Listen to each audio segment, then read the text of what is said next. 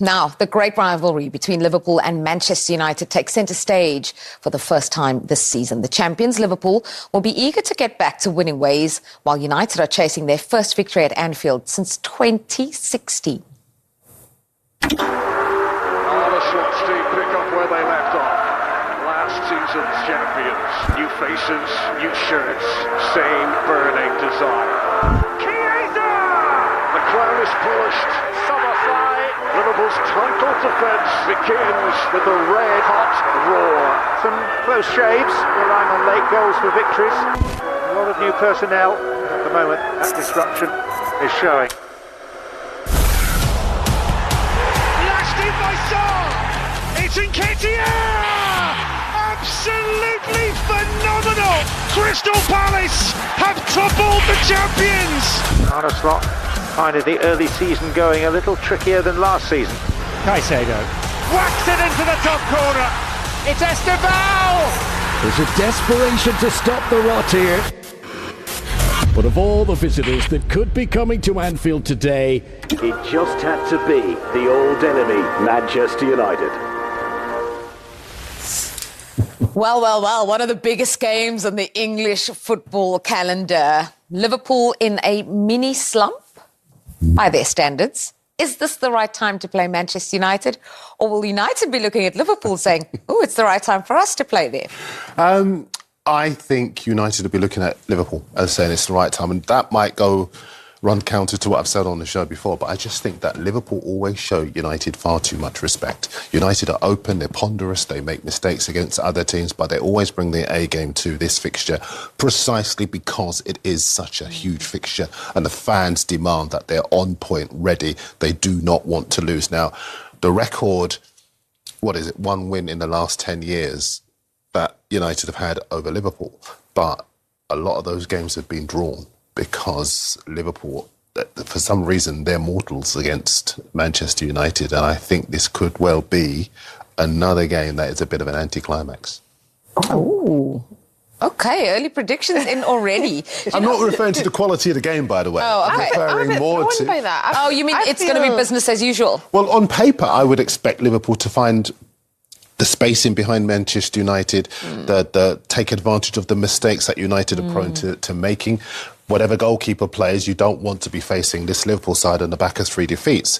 But I still do think Liverpool show a lot of respect to Manchester United. And if you look at recent years when we've all expected Liverpool to really unload on United, they've not. For some reason, there seems to be some mystical force that prevents them from doing that. I still feel like that 7-0 is very recent. That still feels a little painful for me. I think it does for them too. I do want to talk, Rachel, since you're the defensive expert here on this panel, about the Liverpool defence. Because there have been some issues of late. Konate is not looking like the player he was alongside Van Dijk last season. Someone like Kirkes, for example, hasn't settled in quite the way you expect him to. What's really going on with Joe Gomez? You know, Arne, does he trust him? Yeah, it's been an interesting one. I think the nature of the goals at times, a little bit, goes back to it's less of like a shape or a structural thing. More for me, it's sometimes just the small details of defending. And I think, this Liverpool team have had so much success. Yes, a couple of new players come in, for example, Kirkes, as you mentioned. But it's the small details there. We're so used to seeing Liverpool, especially in set plays, first contact, second contact, clear the box, counter-attack. Those are sort of attitude type things, or they're the little details of, I'm going to choose to show my opponent down the line, or I'm going to choose to delay them, or the ball's out for a throw, and let's get back into shape quickly so they have to throw it backwards and we're organised. And I think, obviously been the international break, but I think they will be very focused on just getting those small details right and just saying, let's really limit the opportunities. Let's make sure we're really tight. If teams are going to score against us, it's going to be a great goal. Yeah, well, Arne Slot has been speaking about Liverpool's defensive record and the goals they've conceded this season. In all 3 games, we had to come back from being 1-0 down. In 2 games, we managed to do so. But unfortunately lost in the end, where we were having chances in both games, maybe more than our opponent, to win it. But if you've lost 3 in a row, it doesn't matter if Man United is coming or Brentford next week. There should always be a reaction. talk about that Liverpool defence, just from your point of view. And as mentioned, conceding goals, which we don't normally see them. See, this is part of the reason why I don't think this is going to be the demolition that has so often been the case in these Manchester United years, where they've been so open, so porous, so uncertain in their back line, because Liverpool have got problems of their own. You've just summed it up so well. And I think in that forward line of Manchester United, they will be looking to get at Liverpool. And it's going to be an uncertain Liverpool. 3 defeats in a row. They're going to be fragile. Their confidence is going to be fragile. He doesn't know what his best team is yet. So, whereas before, all eyes were on United and wondering at what point the dam will burst. Now we're wondering, well, are Liverpool susceptible to a Bruno Fernandes 35-yard strike, a lapse in concentration at set pieces? You mentioned Konate already. There are individuals in that back line. He's tried Szoboszlai at right back. He's tried Frimpong at right back. Conor Bradley at right back. None of them seem to work as yet. These are still early days. I'm not saying Liverpool are a bad side by any stretch of the imagination, but they're wounded, and we cannot now take victory for granted for Liverpool against United. You mentioned an interesting point about his best side, and I think some of those questions around Florian Wirtz, for example, he became one of the big talking points. They did drop him for the Chelsea game to the bench, and they lost that game. What would Arne Slot have been doing during the international break? Would he have been thinking about perhaps, should I play 2 up top? Should I change things? What do you reckon? I don't think he'll change his shape. I think one of the most frustrating things is when you have these runs, it goes into the international break, and then for Liverpool, they lose so many of their players to the window, to go away with the national team, which is brilliant to one degree, because it means you've got some of the best players at your mercy. But it means when you're coming off bad results and you've things you've got to address and you want to get a little bit of fluency, you lose that opportunity, because as soon as you come back, you have very little time going into this weekend. They probably get a slight advantage because it is the Sunday kickoff. Naturally, the focus on Wirtz has been, fairly, or had a lot of scrutiny, and I think that's just because when you come for such a price tag, there is the expectation you hit the ground running.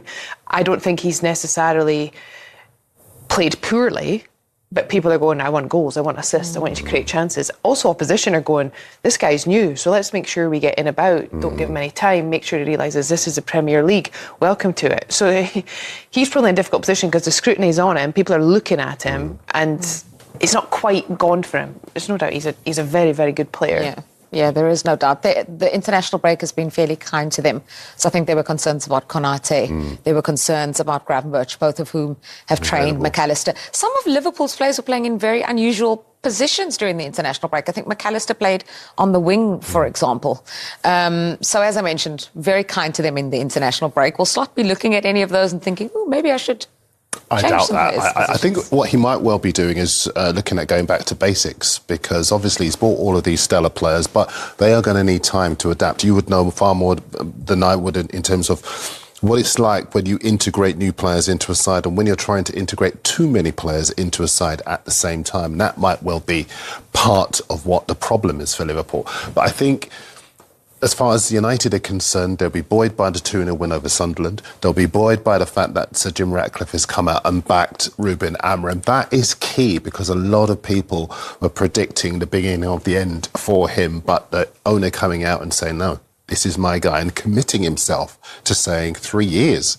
I mean, Mexican wave of eyebrows with that one, let me tell you, because on the basis of his form, if they were to win this game, it would be the first time since Amorim arrived that they've won back-to-back Premier League games. That is astounding. At Real Madrid, they would sack you, call you back and sack you again, but at Manchester United, he's got the time. I think they go into this game with a lot of confidence, so that Liverpool should be wary of them. Yeah, there's a poor guy who's going to have Rapunzel-like locks, because he said when United win 5 in a row, he's going to cut his hair. He's probably there going, for the love of... The 3 years comment, which did happen during this international break from Sir Jim Ratcliffe, what did you make of those? I thought it was saying patience, and we can't just judge him. I don't know that there was a promise that he's definitely going to be given 3 years, but in an ideal world, he will be, and he should be. I think in some ways it's refreshing, because I think we're in a place whereby managers are just, I'm sure we'll touch on it down the line, but we just churn through managers that are said and put out there are very unsavoury. I'm surprised how patient they have been. But at the same time, I think there is an understanding that, well, since Ratcliffe's come in, there's been a lot of change at the football club. There's a big focus on the finances and sustainability and changes. Some have been popular, some not so much. He's choosing to keep with the manager, and I think in some ways, coming out and saying that outwardly, it helps people at home, people that weigh in, people that want to sort of lean into the media and try and put pressure on. He's saying, I'm not bothered by that. I'm not going to listen. He's the person I want, and I'm going to make that decision. So that's it. I think it's a good thing for that reason. Whether he is the guy, his results haven't been hugely impressive so far. Well, the win over Sunderland was critical, of course. Let's look at Manchester United's next couple of fixtures just to see what lies in store for them. You know, no game, as we always say, is easy in the Premier League, but there should be some that they would be expecting to win in that run? No. No. And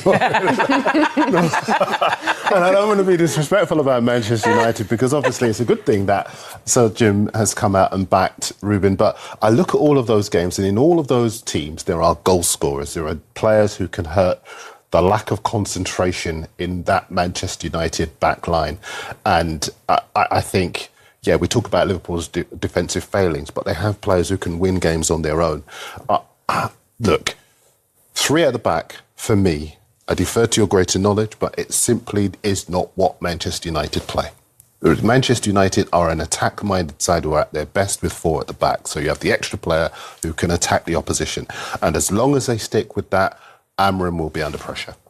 Interesting when you mentioned 3 at the backs, and Crystal Palace is also in that run. They'll be able to see firsthand. How to do it properly. You said it, not me. Okay, now Ruben Amorim has been speaking about the importance of winning the next game and how long it might take to reach Liverpool's level of success. We can win any game. So if we think about just winning the next game, that is the most important thing. We can win the next game. If we are winning, if we are going to fight and to be at the same level of Liverpool in the future, that is the idea. I don't know how long it is going to take. Yeah, very, very tough. And I think, honest from him at the moment. There are some signs for positivity, though, because Benjamin Šeško, for example, is one of those players who's new into the league and he's now scored in back-to-back games. That's good for them. He's doing well. And I think when you look at United, a lot of teams now play them with a little bit of confidence, and so at times can be quite open. And I think he's a great person to be in that 9 because I think he does have the attributes where you can play up to him, you can play off him. And he's found his sort of rhythm in terms of actually getting goals. That was a great finish. So I think that's a huge advantage that they do have him, and he does seem to have a little bit of form, and he's got big presence. When you're a centre-back and you play against him, and he is so big, but he is good, he knows where to pick up good positions. And Julie, you were talking about the fact that Konaté's confidence is a bit fragile at the moment. What do you do as a centre-half when you've got to cope with somebody like Šeško? I think someone like Konaté and Van Dijk both physically will feel like they can compete with his size. Right. So I think that will be interesting because I think that might be a little bit of cat and mouse throughout the game.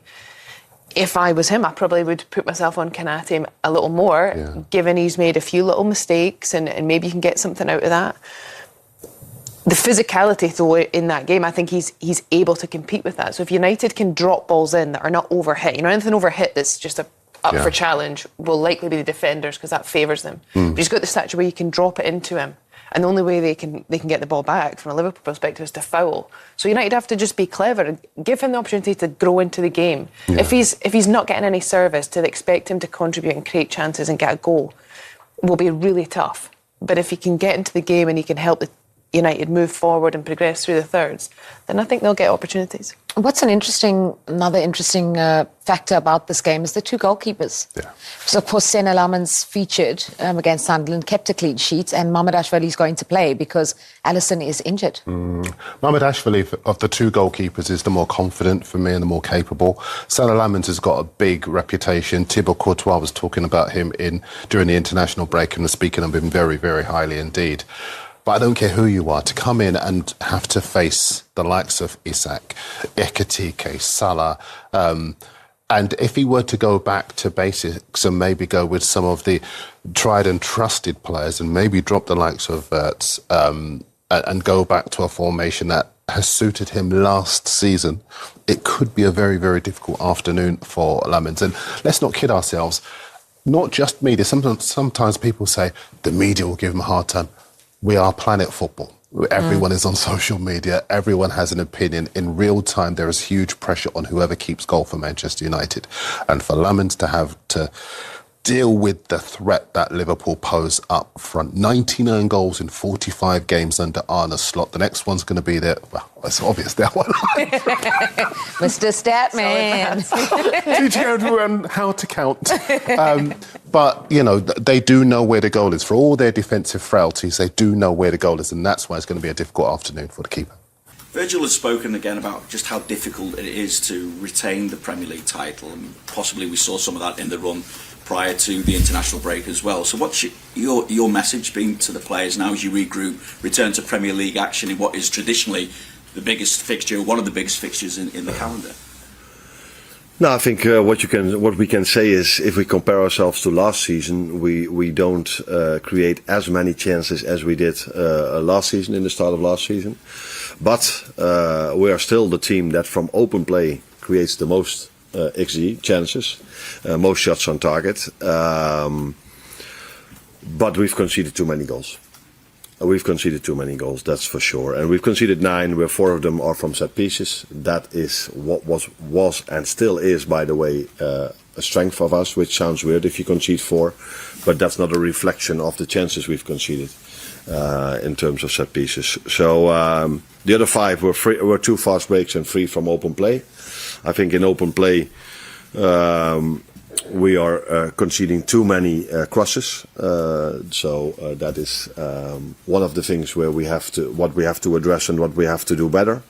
And like Virgil says, I don't know if he says this, but I think he means he implements this. He means this, that teams are facing us differently than the first half of last season. But that is also what I've said. The amount of long balls that we are facing now compared to last season, I think we're already 1/3 on the way in the amount of long balls we have to defend compared to last season. After 7 games already. So we have to find answers to that, and the first answer is not to concede so many goals, because if it's harder to score your goals, the best thing you can do is make it harder for teams to score against you as well. We've also, I mean, you mentioned obviously scoring goals. When we've seen Mo's numbers drop off because it's 5 in his last 21 appearances. Last season we saw him hit 32 in the first 41 games. Yet against Manchester United he scored more goals in this fixture than any other player. So is this the kind of game that maybe could reignite Mo's form once again? Or goal scoring form, I should say. I think it should not matter who we are playing on Sunday or Saturday, but we play on Sunday. If you've lost 3 games in a row and you wear the Liverpool shirt, it doesn't matter who your opponent is, you have to react.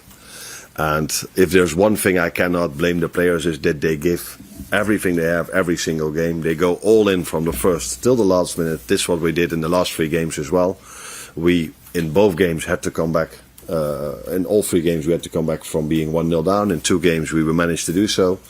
But unfortunately lost in the end, where we were having chances in both games, maybe more than our opponent, to win it. But if you've lost 3 in a row, it doesn't matter if Man United is coming or Brentford next week. There should always be a reaction, not only from Mo, from all the players.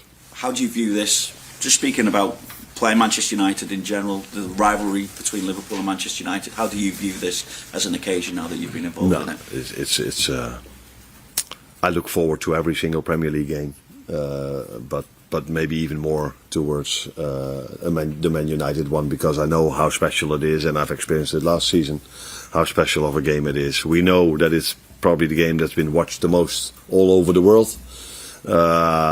So yeah, it's special to be part of it, but in the end it's also a game where we have to be at our best, because United, in my opinion, has had a better start of the season than maybe the league table is showing. So yeah, very interesting game, and a game to look forward to, especially because it's played at Anfield. And I think our fans have been so supportive for us as long as I'm here and long before I was here. And I think they understand that the team that has lost three times in a row they need to be ready, our team. But I think our fans can help us and will help us on Sunday as well. I know you always talk about how much in contact you are with the leadership here, the likes of Sir Jim, Jason. Sir Jim had some really positive comments for you over the break, really backing you. How do you feel when you see those type of comments? He tell me all the time, sometimes with a message after games. But I know, and Jim knows that football is not like that. So the most important thing is the next game. You cannot control, even with owners, you cannot control the next day in football. So I know that, but it's really good to hear that.